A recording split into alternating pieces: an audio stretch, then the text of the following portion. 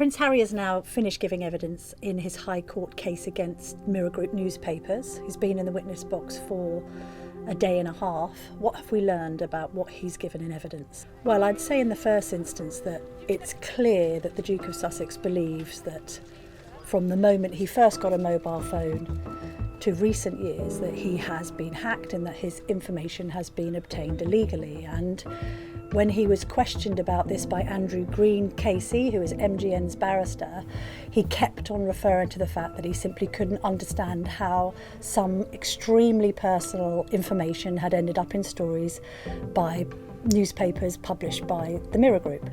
And it's been MGN barrister's job to try and point out where there may be other plausible explanations for where the information came from.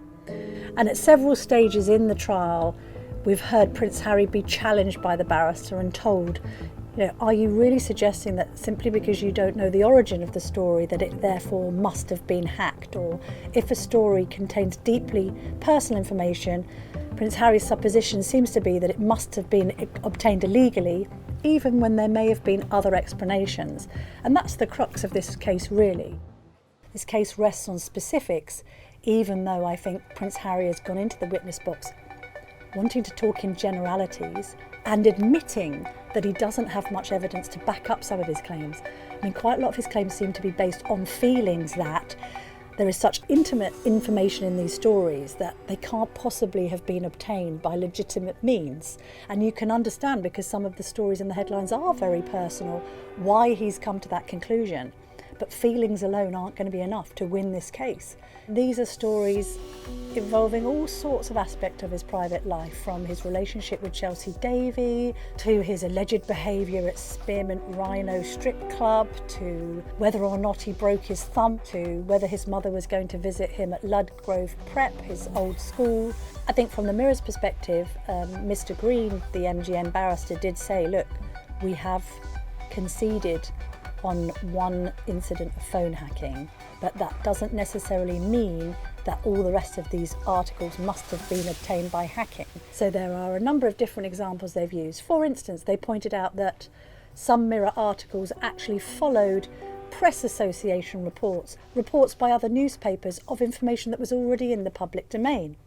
The barristers also suggested that on occasion, for instance, when it was revealed that Prince Harry had broken his thumb, that information may have been given to the newspapers by people he went to school with. So although this court case is about him claiming that MGN has illegally obtained his information via various means, he also seems to be wanting to use the trial as a trial of the media as a whole, as a trial into the press intrusion that he faced, the hurtful and cruel nature of a lot of the headlines, about the scrutiny that he was placed under by the press, about the fact that he was followed around for much of his life and how uncomfortable that made him feel. Harry's trying to make it about something bigger. He's trying to make it about saying that the behaviour of the press in general was intolerable, unreasonable and unlawful.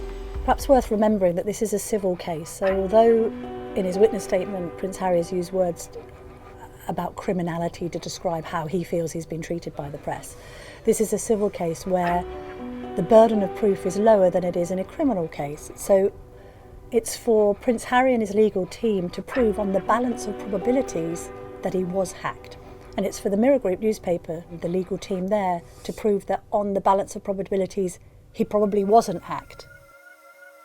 In general, is there sympathy across the media, ironically, even though I suppose Prince Harry has made an enemy of journalists quite openly. It doesn't have much time for any of us. Actually, most journalists, myself included, who deplore phone hacking, would support him in his quest to get compensation if he has been wronged.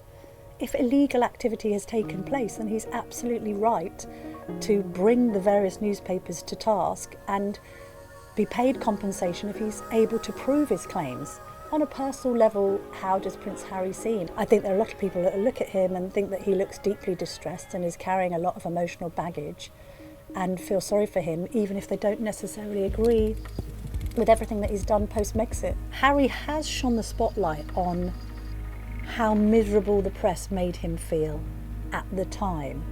And although people might not have sympathy with him now, they may well reflect back on his childhood, his time at school, his time in the army, even his relationship with Chelsy Davy, look at the intrusion and how strong it was at the time, and have a good deal of sympathy for him for exposing it.